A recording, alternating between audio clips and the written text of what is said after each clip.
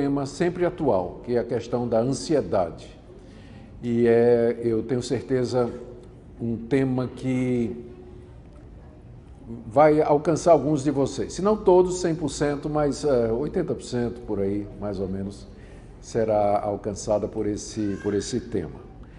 E eu queria, para isso, falar a partir das palavras de Jesus no Sermão do Monte, em Mateus 6, a partir do verso 24. E eu queria que vocês acompanhassem, porque nós vamos verso a verso, entendendo o que o Senhor Jesus ensina aqui. Eu vou fazer a leitura, depois a gente volta e começa a exposição. Ninguém pode servir a dois senhores, porque ou irá odiar um e amar o outro, ou irá se dedicar a um e desprezar o outro. Vocês não podem servir a Deus e às riquezas. Por isso, digo a vocês, não se preocupem com sua vida, quanto ao que irão comer ou beber, nem com o corpo, quanto ao que irão vestir. Não é a vida mais do que o alimento, e não é o corpo mais do que as roupas? Observem as aves do céu, que não semeiam, não colhem, nem ajuntam em celeiros. No entanto, o Pai de vocês que está no céu as sustenta. Será que vocês não valem muito mais do que as aves? Quem de vocês, por mais que se preocupe, pode acrescentar um côvado ao curso da sua vida? E por que se preocupam com o que vão vestir? Observem como crescem os lírios do campo. Eles não trabalham, nem fiam. Contudo, eu, porém, afirmo a vocês que nem Salomão, em toda a sua glória, se vestiu como qualquer deles. Ora, se Deus veste assim a erva do campo que hoje existe e amanhã é lançada no forno, não fará muito mais por vocês, homens de pequena fé? Portanto, não se preocupem dizendo que comeremos, que beberemos ou com que nos vestiremos, porque os gentios é que procuram essas coisas. O Pai de vocês que está no céu sabe que vocês precisam de todas elas. Mas busquem em primeiro lugar o reino de Deus e a sua justiça, e todas essas coisas lhes serão acrescentadas. Portanto, não se preocupem com o dia de amanhã, pois o amanhã trará os seus cuidados, basta ao dia o próprio mal. Amém? Vamos orar. Ó Senhor nosso Deus, te damos graças por esse momento de comunhão preciosa e nós pedimos que o Senhor agora nos abençoe quando nos debruçamos em torno da Tua palavra, querendo ser edificados, abençoados, corrigidos, instruídos, animados, confortados, encorajados, de acordo com a necessidade de cada um que o Senhor conhece tão bem. Sê conosco, pedimos em nome de Jesus. Amém. Amém. Uma ou duas palavras, queridos, antes de nós começarmos, que eu creio que serão de importância. A primeira delas é que eu entendo que existe uma ansiedade que não é resultante de nenhum problema espiritual.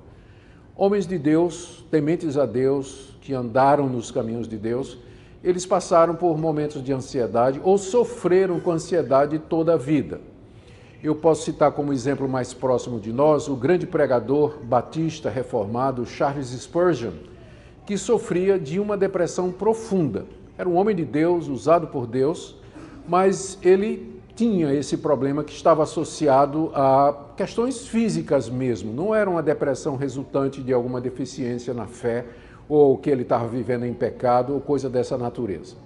Então, eu sei disso e eu não vou dizer o que eu vou dizer aqui para desencorajar você ou para encorajar você a parar de tomar remédio e confiar em Deus de que aí sua ansiedade então vai toda embora.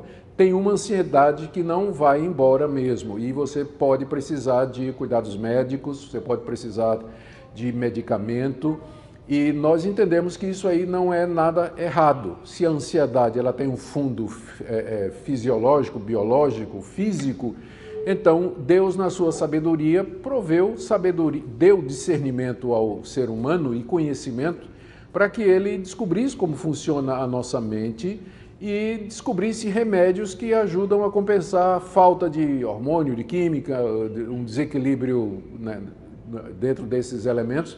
E, portanto, eu não tenho nenhum problema que o crente, eventualmente, ele tenha que depender de algum tipo de ajuda medicamentosa para poder gozar um pouco de paz de espírito e de tranquilidade. Eu não vejo isso como sendo contrário ao ensino da palavra de Deus. Que crente pode usar remédio, o apóstolo Paulo deixou muito claro quando disse a Timóteo, não toma água somente, mas mistura com um pouquinho de vinho, por conta do teu estômago e das tuas frequentes enfermidades. Então você vê o apóstolo Paulo aí fazendo uma prescrição para Timóteo do que é que ele devia tomar para as frequentes doenças de Timóteo, não é?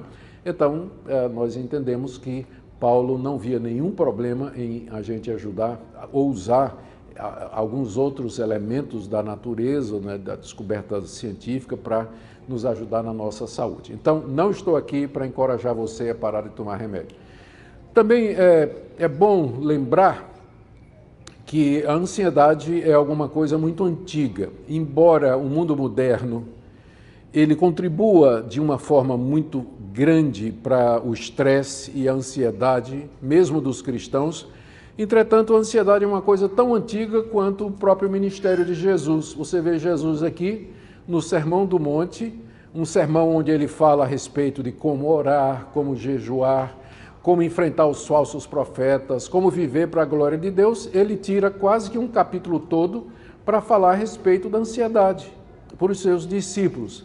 Então, o Senhor Jesus, que conhece bem a natureza humana, ele sabe que o quão importante é que nós aprendamos a lidar com isso aqui.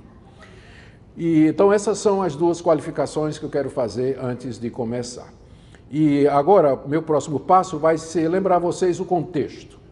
O Senhor Jesus, vendo as multidões, grandes multidões que o seguiam, ele sobe a um morro, um monte, que a gente não sabe exatamente qual é, não foi identificado até hoje, porque tinha vários montes na região da Palestina onde isso poderia ter acontecido, e ele sentou-se. E os rabinos naquela época ensinavam sentados. Quando ele sentou-se, todo mundo entendeu que ele ia começar a ensinar.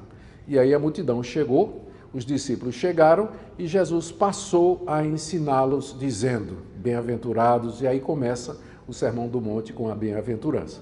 O Senhor Jesus trata de diversos assuntos e aí ele chega no nosso assunto a partir, na verdade, de outro. Ele, se você voltar um pouquinho para trás, você vai ver que no capítulo 6, no verso 19, ele começou a ensinar os discípulos para não acumularem tesouros no céu.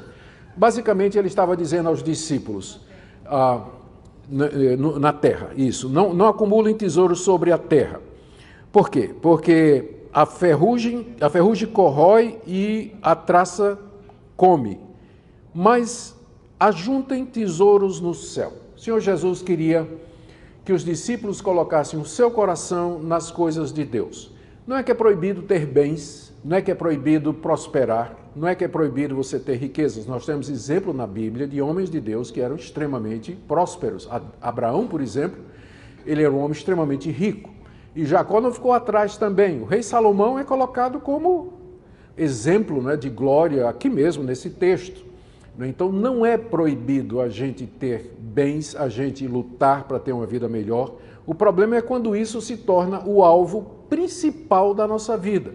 E quando isso se torna o alvo principal da nossa vida, a ansiedade entra. E é por isso que Jesus disse aos discípulos, depois de dizer para eles, olha, vocês têm que acumular tesouros no céu e não na terra, ele disse no verso 24, ninguém pode servir a dois senhores. Ou você vai dedicar sua vida ou a razão principal da sua vida vai ser acumular bens, procurar tesouros, ter riquezas, ou a razão principal da sua vida vai ser servir e obedecer a Deus. Mas você tem que escolher ou um ou outro. Você não pode fazer as duas coisas ao mesmo tempo. Você não pode fazer as duas coisas ao mesmo tempo, porque ou você vai se dedicar a um e desprezar o outro, ou você vai odiar um e amar o outro. E tinha razão o nosso Senhor. A avareza, o amor ao dinheiro, é o único pecado na Bíblia que é chamado de idolatria. Paulo diz, cuidado com a avareza, que é idolatria. Exatamente porque o bem material, ele com facilidade toma o lugar de Deus no nosso coração. É por isso que, embora seja traduzido aqui como riquezas, no original, o nome é mamon. Mamon é uma palavra aramaica que se refere a um dos deuses, ou a um deus bem conhecido daquela época, dos pagãos, e que é usado aqui por Jesus como símbolo da riqueza. Você não pode servir a Deus e ao Deus Mamon, que foi traduzido como riqueza, porque a riqueza, ela tende ou a busca pela riqueza tende a se tornar uma religião, um ídolo. E todo o nosso esforço, toda a nossa dedicação, todo o nosso tempo acaba indo para acumular riquezas, acumular bens, garantir nossa segurança, garantir nosso futuro. Eu sei que vocês entendem o que eu estou dizendo, porque vocês são imigrantes. E isso faz parte, foi natural. Talvez alguns de vocês vieram, né, para os Estados Unidos em busca de uma vida melhor, de uma situação melhor. Tem alguma coisa errada com isso? Eu já disse que não tem. Mas, por causa da nossa situação, dessa situação, isso pode se tornar uma tentação muito mais facilmente do que em outras circunstâncias. Por isso que eu penso que essa palavra ela pode abençoar ou ajudar alguns de vocês, não é? Ou todos nós, né? Eu também. Gente, toda vez que eu prego nisso aqui, eu digo, Senhor, muito obrigado, porque isso é um antídoto para mim, né? Eu também preciso aprender todo dia a viver em paz.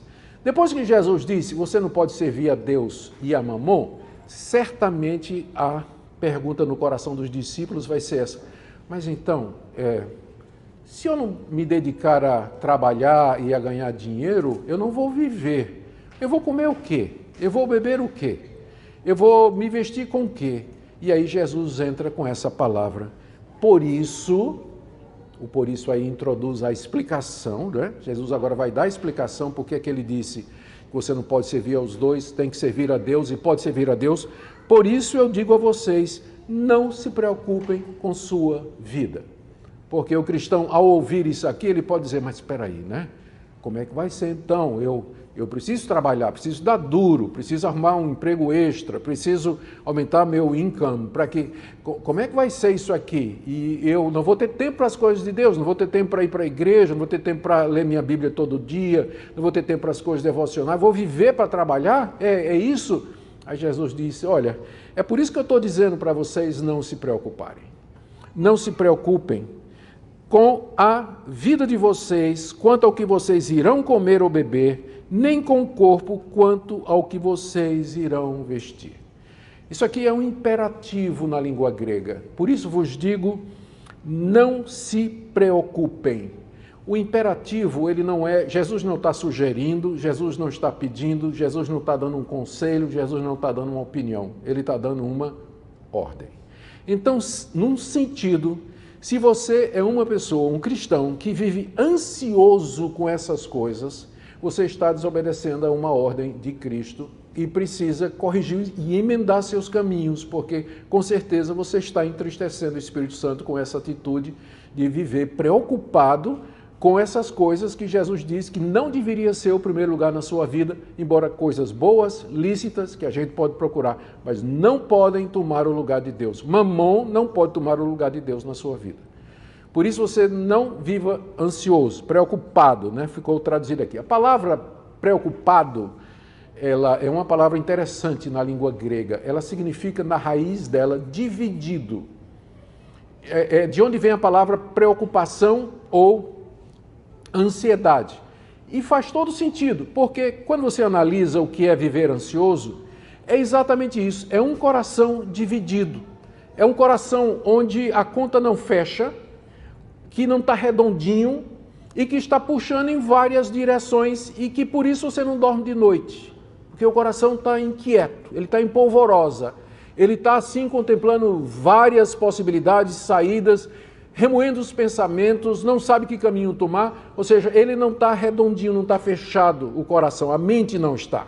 Ela está dividida. É isso que a palavra ansioso quer dizer na língua grega. Ser ansioso é ter a mente dividida.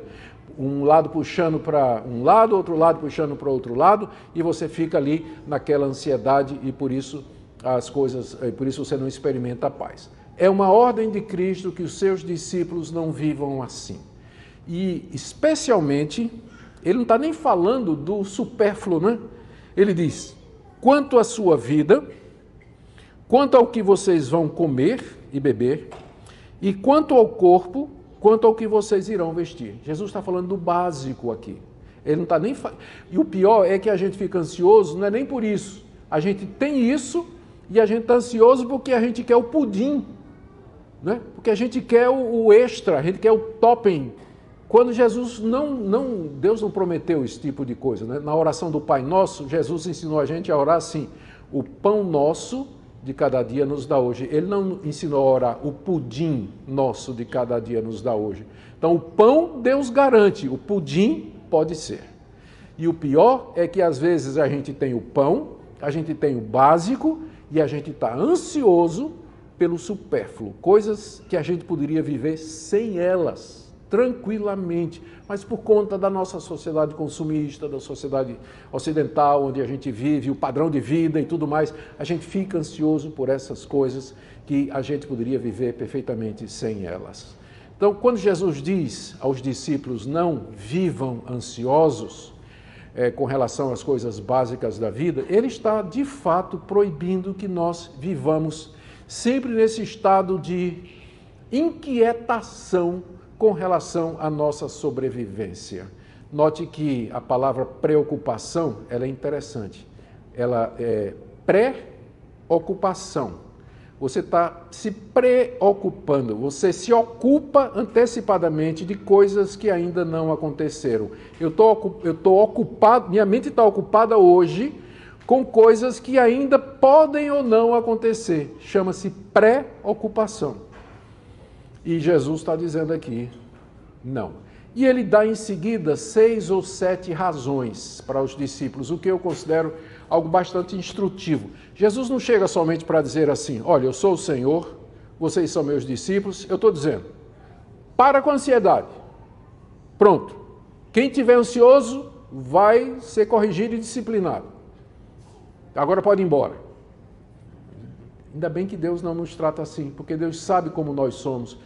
Cristo, no seu jeito manso e suave, ele explica aos discípulos, porque aqui ele dá argumentos aos discípulos, porque na verdade a ansiedade, esse tipo de ansiedade que Jesus está falando aqui, que é de natureza espiritual, não é um problema físico, eu já falei sobre isso, esse tipo de ansiedade é causada por que a mente não está indo na direção certa. Você não está raciocinando direito, é por isso que você está ansioso.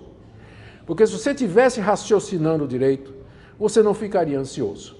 Então Jesus aqui, ele tenta colocar a mente dos discípulos na direção certa, para que eles, ao raciocinar da maneira correta, eles encontrem a tranquilidade mental que é necessária. Olha os argumentos que Jesus usa. O primeiro argumento é um argumento do maior para o menor. Ele diz assim: não é a vida mais do que o alimento, e não é o corpo mais do que as roupas? Quem dá o mais, também dá o menos. Quem é que deu a vida a vocês? Deus. Se Deus deu a vida, será que Ele não pode dar aquilo que mantém a vida? A comida e a bebida? Quem é que deu o corpo a vocês? Deus. Se Deus deu o corpo, será que Ele não pode dar a roupa que cobre esse corpo? É um argumento do maior para o menor. Quem pode o mais, também pode o menos. Se Deus pode dar o que é essencial, se Deus dá o básico da sua existência, se Deus trouxe você a esse mundo, se Deus deu vida a você, deu corpo a você, será que Ele não pode dar as condições para que você viva aqui? É verdade. Não é lógico isso? Se Deus existe, se nós somos criados por Ele, não tem razão nenhuma para eu me preocupar quanto ao que eu vou comer e quanto ao que eu vou beber e vestir, se eu conheço esse Deus e eu dependo desse Deus e eu me relaciono com esse Deus. Então, esse é o primeiro argumento. O segundo argumento, ele é também do menor, agora é o contrário, é um argumento do menor para o maior. Veja o que Jesus diz: observem as aves do céu. Elas não semeiam, não colhem, nem ajuntam em celeiros. No entanto, o Pai de vocês que está nos céus as sustenta.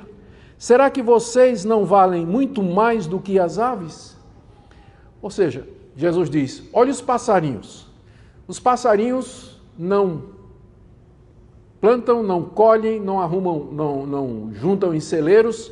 Contudo, Deus os sustenta através dos meios naturais. Os passarinhos sabem onde encontrar comida. Ninguém nunca viu um bem-te-vi com enxaqueca porque não sabe o que é que vai comer amanhã. Então, se Deus sustenta os passarinhos, será que Deus não vai sustentar vocês? Aqui Jesus está pressupondo que o ser humano, ao contrário do que dizem os ecologistas modernos, que o ser humano está numa categoria acima do restante da criação. Porventura vocês não valem mais do que passarinhos? Tem gente que vai dizer, de forma nenhuma. Tanto é que se você matar uma arara, lá na Amazônia, você vai ser preso, enquanto que se você abortar, não vai acontecer nada. Então, hoje em dia, inverteu. Mas, biblicamente falando, nós valemos muito mais do que as aves, porque nós fomos feitos à imagem e semelhança de Deus. Nós estamos numa categoria diferenciada do restante da criação, apesar do seu professor de biologia e de ciência natural lá na escola e na universidade discordar profundamente de você e ficar querendo que a gente aceite que o homem é simplesmente um animal evoluído, que viemos de um ancestral comum. Isso fica para outro dia, não é? Para falar sobre isso. Mas Jesus tinha essa visão. Nós somos criados à imagem e semelhança de Deus e, portanto, nós valemos mais do que os passarinhos, é claro. Agora, se Deus cuida do pintacilvo, se Ele cuida do bem-te-vi, se Ele cuida da andorinha, será que Ele não vai cuidar de você, que foi feita à imagem e semelhança dEle? É verdade. O argumento faz sentido, é um argumento do menor para o maior. Se Deus cuida, dá valor à menor das suas criaturas, será que não vai dar mais valor àquela que porta a imagem dele, que é a coroa da criação, que ele colocou como gerente de todo o universo que ele havia criado? Veja como Jesus está argumentando com os discípulos para fazer com que a mente deles opere e pense da maneira correta, dando argumentos para ajudar. O terceiro argumento de Jesus está aí no verso 27, que é também um argumento parecido com o do menor para o maior. Ele quer dizer que não adianta, a ansiedade que vocês têm não resolvem o menor problema, os menores problemas da vida. Por exemplo, verso 27, quem de vocês, por mais que se preocupe, mais uma vez aquela palavrinha grega, né, por mais que seja dividido, pode acrescentar um côvado ao curso de sua vida? Isso aqui pode ser traduzido de duas maneiras. Quem de vocês, por mais ansioso que esteja, pode aumentar 1 minuto da sua existência, ou pode ser traduzido, pode acrescentar 1 centímetro à sua altura? Eu sei que tem muitos baixinhos que gostariam, né, de aumentar, mas por mais que você se preocupe, você não consegue essa coisa básica, mínima, que é aumentar 1 centímetro na sua estatura. Tente. Ou aumentar, pegar na outra tradução, estender sua vida 1 minuto a mais. Isso é uma tradução possível também. Por mais ansioso que você esteja, você não consegue resolver os menores problemas da vida, ou fazer as coisas mínimas. E não é verdade? Em que a sua ansiedade vai ajudar você a resolver o problema? Na verdade, só piora, não é isso? Só piora. Então, não adianta. Jesus meio que está dizendo assim, olha, presta atenção. A ansiedade de vocês ajuda em quê? Em que é que resolveu? Ajudou a resolver os problemas que vocês têm. É verdade, toda vez que eu fico ansioso é que fica pior, né? Porque eu fico nervoso, brigo com minha mulher, brigo com meu marido, grito com meus filhos, tenho uma discussão no trabalho, brigo com meus colegas, eu fico irritado e não durmo bem. No fim, a ansiedade ela não vai ajudar, você não vai resolver absolutamente nada ficando ansioso. Então, né, cool off, né, descansa, fica tranquilo, de boa, que a sua ansiedade não vai resolver os problemas. Isso não quer dizer que a gente não deve procurar a solução dos problemas. Jesus está falando da atitude, né? Desde o começo ele está falando da atitude. Também não é proibido você procurar ter uma vida boa, próspera, um carro bom, casa boa, boa escola para os seus filhos. Não é pecado fazer isso, né? O problema é quando isso se torna mamon, um ídolo, um Deus na sua vida, e o resultado imediato é a ansiedade chegando e entrando no seu coração. É o resultado imediato. Bom, o próximo argumento de Jesus, ele é um argumento tirado, ele ainda é um argumento tirado da natureza, e é um argumento daquele tipo, do menor para o maior, que está no verso 28. Por que vocês se preocupam com o que vão vestir? Observem como crescem os lírios do campo. Eles não trabalham nem fiam. Eu, porém, afirmo a vocês que nem Salomão, em toda a sua glória, se vestiu como qualquer deles. Ora, se Deus veste assim a erva do campo, que hoje existe e amanhã é lançada no forno, não fará muito mais por vocês, homens de pequena fé? Então Jesus aqui continua com a argumentação tirada da natureza do menor para o maior. Nesse caso, primeiro ele diz para a gente olhar os passarinhos, agora diz para olhar os lírios do campo, as flores do campo. Jesus está se referindo àquelas flores que floresciam durante a primavera na Palestina, que cobriam as campinas e eram das mais variadas cores. E formavam um tapete multicolorido, espetáculo lindo de ver. Só que quando o sol saía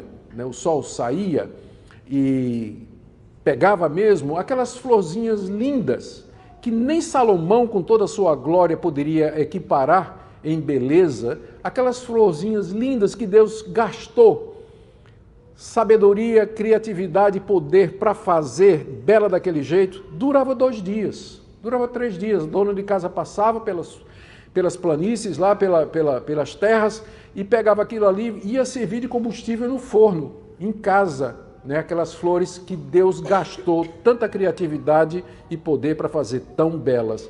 E a pergunta de Jesus é, olha, essas flores, nem Salomão se vestiu com tanta glória como essas flores. Entretanto, hoje ela existe e amanhã é lançada no forno. Se Deus se preocupou em investir flores que duram 2 dias, com uma glória que nem Salomão teve, será que Deus não vai preocupar-se com a sua vestimenta? Será que Deus não vai ajudar você, cuidar de você para que você tenha o que vestir? É mais um argumento do menor para o maior, tirado da natureza. A gente olha e diz assim, é verdade, Deus cuida da sua criação, Deus cuida das flores, Deus cuida dos pássaros, e será que Ele não vai cuidar de mim? Será que Ele não vai tomar conta de mim? E aí Jesus, pela primeira vez, Ele põe o dedo na ferida, no final do verso 30. Será que Ele não fará muito mais por vocês, homens de pequena fé? É a primeira vez que Jesus diz qual é a origem da ansiedade. É uma fé pequena num grande Deus. Não é que você não tem fé, mas é que você não confia que Deus vai cuidar de você. Você não consegue descansar na mão de Deus, deixar o problema na mão de Deus e realmente descansar ali. Essa é a raiz desse tipo de ansiedade. É por isso que eu falei, eu não estou aqui para encorajar você a parar de tomar o seu remédio para a ansiedade, mas eu estou dizendo que tem um tipo de ansiedade que é resultado de uma fé pequena, de uma compreensão errada a respeito de Deus e do cuidado de Deus, que é exatamente o tipo de ansiedade que Jesus está tratando aqui. A fé que Jesus fala aqui não é a fé salvadora, porque essa todo crente tem. Todo mundo que é crente tem fé, porque sem fé é impossível agradar a Deus, e é pela fé que nós somos justificados. Mas Jesus está falando aqui daquela confiança na providência de Deus que nos é ensinada no Antigo Testamento, no Novo Testamento, através de exemplos, a história da igreja está aí, experiências pessoais, de um Deus que cuida, que provê, que supre as nossas necessidades. Às vezes Ele pode deixar a gente sofrer um pouquinho, e a gente tem histórias disso. Os mártires, João Batista, que morreu decapitado na prisão, Paulo, que morreu decapitado em Roma, Pedro, que morreu igualmente, juntamente com os outros apóstolos, e cristãos que ficam doentes e morrem, cristãos que passam por dificuldades financeiras. De fato, Jesus não está dizendo que essas coisas não vão acontecer, mas Ele está nos chamando para que nós confiemos em Deus. Eu também não estou dizendo que se um crente ele está passando por problema financeiro, que isso é porque ele não tem fé, porque aí eu estaria defendendo a famigerada teologia da prosperidade, que ensina isso, que se você não é próspero, não é rico, é porque você não confia em Deus.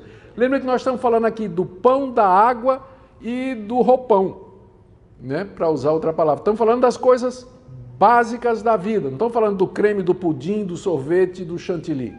Isso aí Deus pode ou não te dar. Ele promete, nós estamos falando aqui do básico para a vida.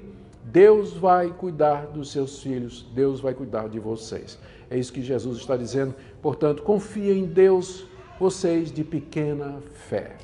Então, às vezes, a ansiedade é simplesmente o resultado da falta de confiança em Deus. Conclusão de Jesus, portanto, introduz a conclusão: não se preocupem. Terceira vez que aparece a expressão, né? 3 vezes no texto aparece. Portanto, não se preocupe dizendo que comeremos, que beberemos ou com que nos vestiremos. E aí ele acrescenta mais um argumento.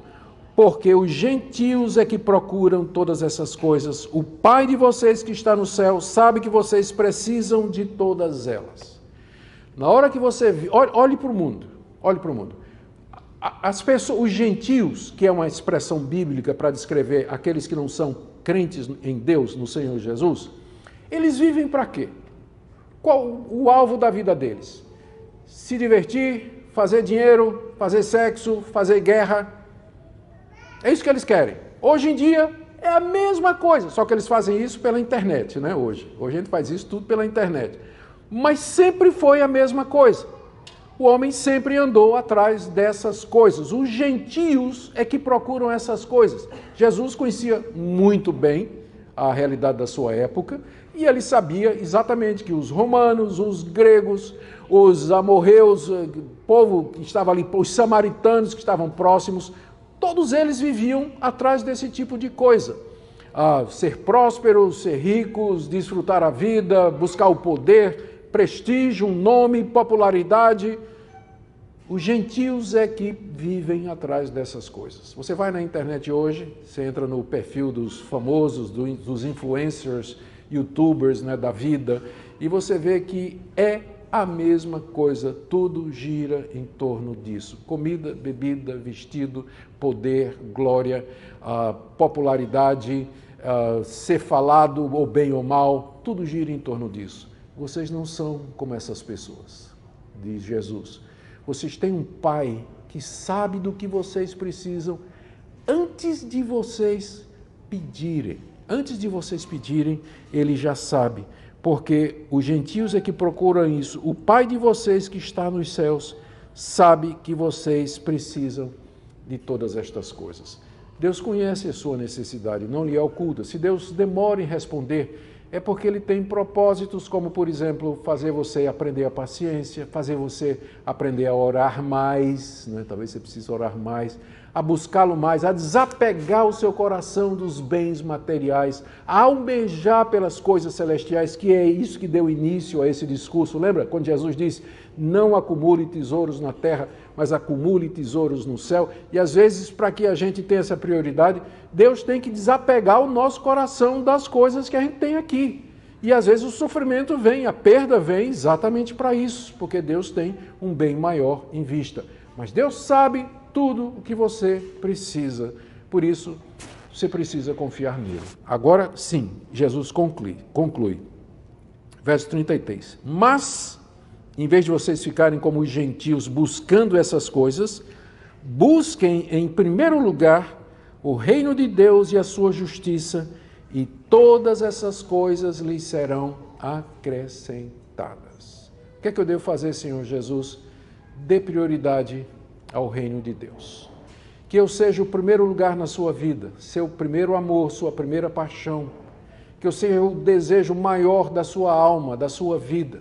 Isso não quer dizer que você vai parar de trabalhar e esperar que caia um saco de dólar no seu colo, né, durante a noite ou durante o dia. Não, você vai trabalhar duro e você vai fazer tudo que você puder. A Bíblia manda trabalhar. Aliás, na verdade, é a vocação com que Deus criou o homem, né? Quando Deus criou o ser humano, a primeira coisa que Deus fez foi botar uma enxada na mão dele e dizer assim, cuida do jardim. Então, o trabalho é de Deus, temos que trabalhar, mas trabalhar nessa atitude aqui, priorizando o reino de Deus. Faça do seu trabalho uma vocação. E nesse ponto, a teologia reformada, ela é maravilhosa. Porque até a reforma protestante, o catolicismo romano fazia uma distinção entre as vocações terrenas e materiais e as vocações celestiais. Se você ser padre, ser monge, ser bispo, você fazia parte do clero, você era alguma coisa sagrada. E todas as outras vocações eram consideradas como secularizadas ou inferiores. Tanto é que o sacerdócio na Igreja Católica é considerado um sacramento. As ordens, né, considerado um sacramento. Veio a reforma protestante e disse que está tudo errado, porque todo trabalho é santo diante de Deus. Todo crente é um sacerdote que serve a Deus na vocação em que ele está. Se você é carpinteiro, se você é pedreiro, agricultor, se você trabalha ou se você é um advogado, um médico, um motorista de Uber, o que você for, você pode servir a Deus com o seu trabalho. Você glorifica a Deus com o seu trabalho. Ou seja, isso que eu estou fazendo aqui, pregando a palavra de Deus nessa noite, não é mais espiritual do que o que você vai fazer amanhã no seu office. Não é mais espiritual. Diante de Deus, toda vocação é sagrada e santa. Então é nesse sentido que você pode buscar o reino de Deus. Não importa a vocação que você siga, o trabalho que você tenha, aquilo que você obteve aqui para trabalhar e ganhar o seu pão, faça como se estivesse fazendo para Deus. É um sacerdócio. Todo crente é um sacerdote.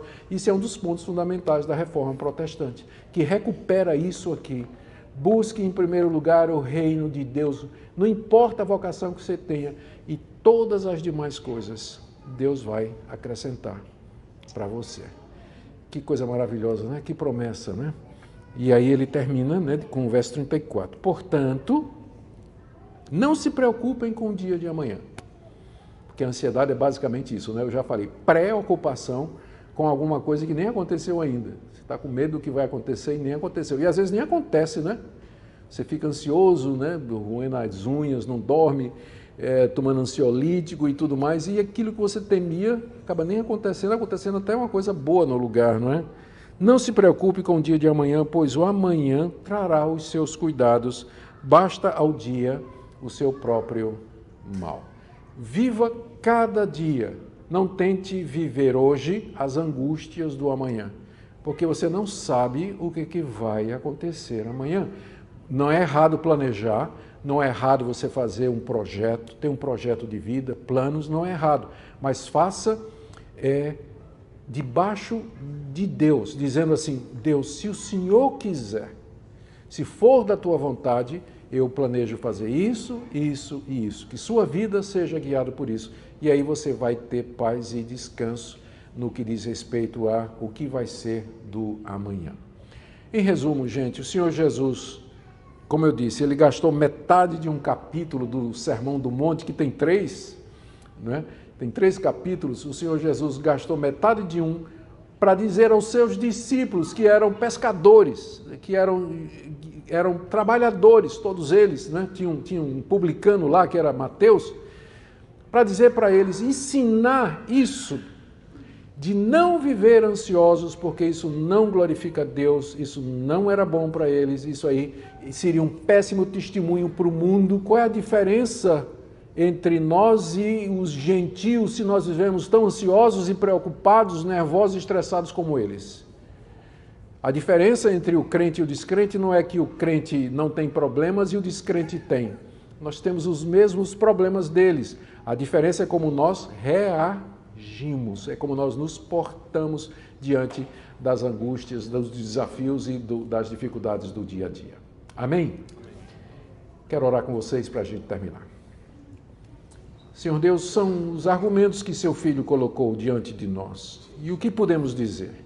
Nos ajuda a raciocinar como cristãos, a olhar para a vida como filhos de Deus, como discípulos de Cristo, para que a nossa pequena fé não abra a porta da nossa mente para que a ansiedade entre e desonre ao Senhor, porque Tu és o Deus que cuida da sua criação. Tu és o Todo-Poderoso que sabes a nossa necessidade. Se alguém aqui nessa noite está passando, ó Deus, por um momento difícil, de preocupação, de desafios, de inquietação, de incertezas, acalma o coração, ó Deus, conduzindo o coração à pessoa bendita de Jesus, para que possa descansar ali todas as suas ansiedades. Obrigado por esse tempo juntos, em nome de Jesus. Amém e amém. Deus abençoe vocês, irmãos. Muito obrigado.